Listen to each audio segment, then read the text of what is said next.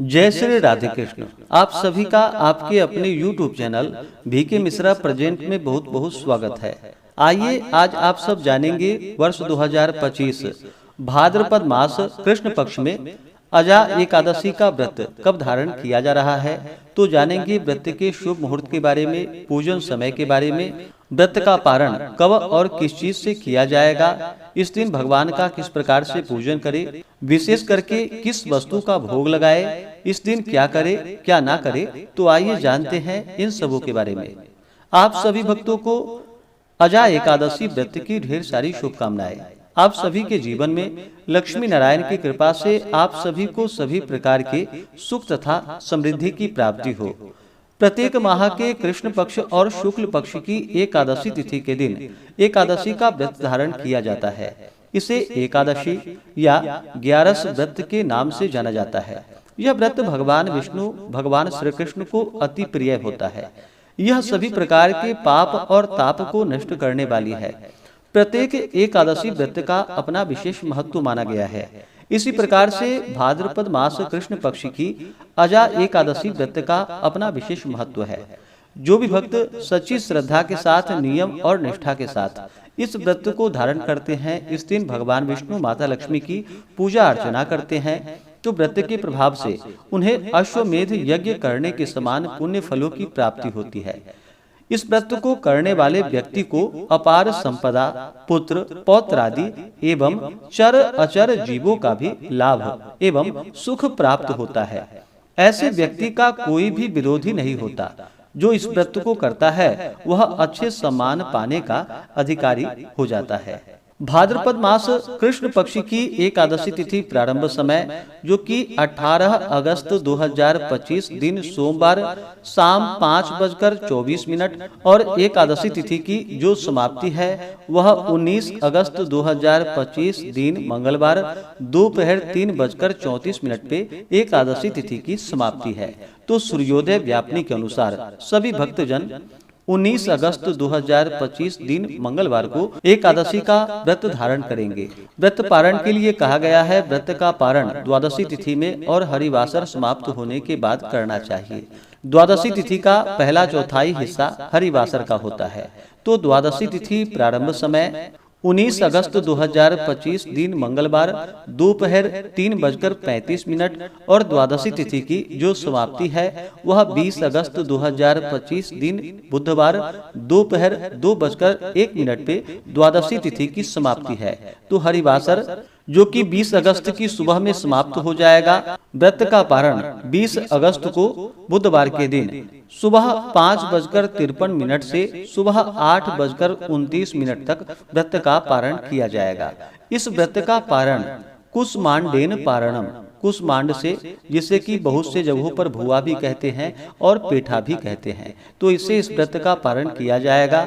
यह संभव ना हो पाए तो आप जल, फल या तुलसी दल से व्रत का पारण करें। और 20 अगस्त को जो कि प्रदोष व्यापनी के अनुसार भगवान शिव का प्रिय जो कि प्रदोष व्रत भी धारण किया जाएगा। 19 अगस्त को ब्रह्म मुहूर्त का समय जो कि सुबह 4:25 से सुबह 5:09 तक होगा। सूर्योदय का समय सुबह 5:33, सूर्यास्त शाम 6:29 होगा। 19 अगस्त को राहु काल का समय दोपहर 3:15 से शाम 4:52 तक होगा। और 20 अगस्त को राहु काल दोपहर 12:01 से दोपहर 1:38 तक होगा। राहु काल समय के दौरान कोई भी शुभ कार्य या नया कार्य नहीं करना चाहिए, इस बात का ध्यान रखें। 19 अगस्त को प्रातः काल पूजा का शुभ मुहूर्त सुबह 4:47 से सुबह 5:52 तक होगा। अभिजीत मुहूर्त का समय सुबह 11:58 से दोपहर 12:51 तक होगा। विजय मुहूर्त का समय दोपहर 2:35 से दोपहर 3:14 तक होगा। शाम को पूजा का शुभ मुहूर्त शाम 6:57 से रात्रि 8:02 तक होगा। नक्षत्र 19 अगस्त को आद्रा नक्षत्र होगा रात्रि 1:07 तक, उसके बाद पुनर्वसु नक्षत्र होगा। योग वज्र होगा रात्रि 8:30 तक, उसके बाद सिद्धि योग होगा। एकादशी तिथि के दिन त्रिपुष्कर योग भी बन रहा है, जो कि रात्रि 1:07 तक रहेगा।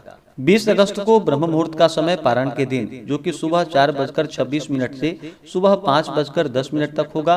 प्रातः काल पूजा का शुभ मुहूर्त सुबह 4:48 से सुबह 5:53 तक होगा।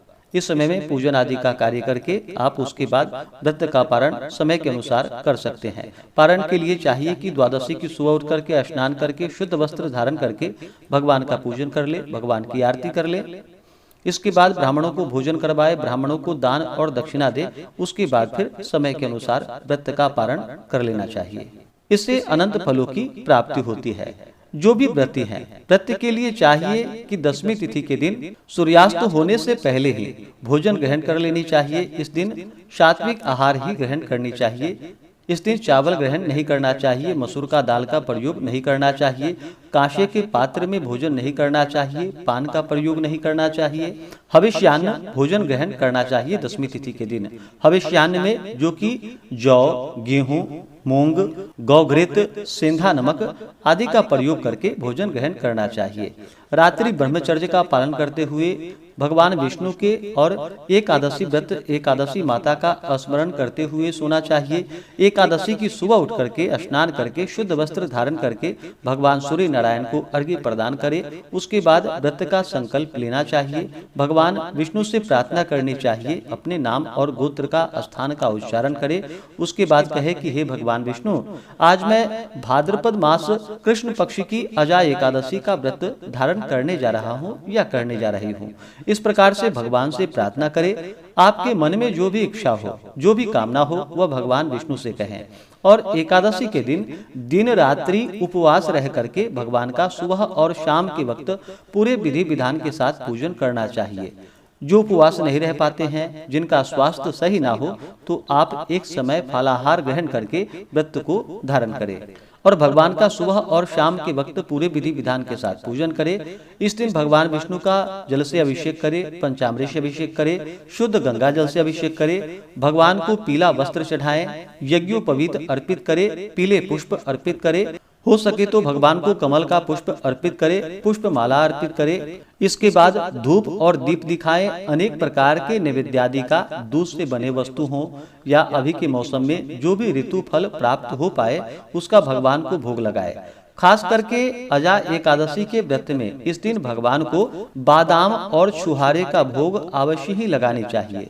और जब भी भोग लगाते हैं तो तुलसी डाल करके भगवान को भोग लगाए और भोग लगा करके पूजा संपन्न होने के बाद उस प्रसाद को, जो कि प्रसाद के रूप में ग्रहण भी करना चाहिए। इससे अनंत फलों की प्राप्ति होगी।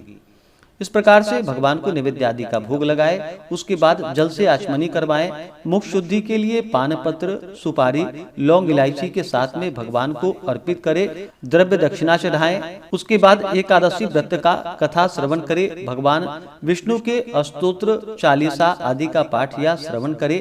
भगवान की आरती करें, निराजन करें। इस प्रकार भगवान का सुबह और शाम के वक्त पूरे विधि विधान के साथ पूजन करें।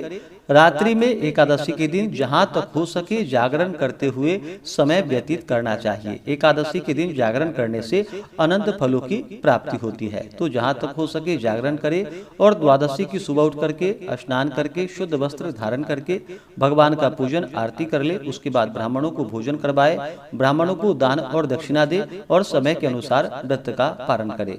इस प्रकार व्रत को धारण करने से, व्रत में नियमों का पालन करने से, कथा श्रवण करने से व्यक्ति के सभी प्रकार के पाप और ताप नष्ट होते हैं तथा भगवान की कृपा से सभी प्रकार के मनोरथ की सिद्धि होती है और अंत में भगवान विष्णु के धाम की प्राप्ति होती है। तो आशा करता हूँ कि यह जानकारी आपको अच्छा लगा हो। इसी प्रकार से ज्ञानवर्धक जानकारियाँ प्राप्त करते रहने के लिए, व्रत पूजा के बारे में जानने के लिए, कथा को सुनने के लिए चैनल पे अगर आप पहली बार आए हैं तो चैनल को लाल बटन दबा करके सब्सक्राइब करें। साथ में बेल आइकन घंटी को दबाएं ताकि आने वाली वीडियो का नोटिफिकेशन आपको समय से मिलता रहे।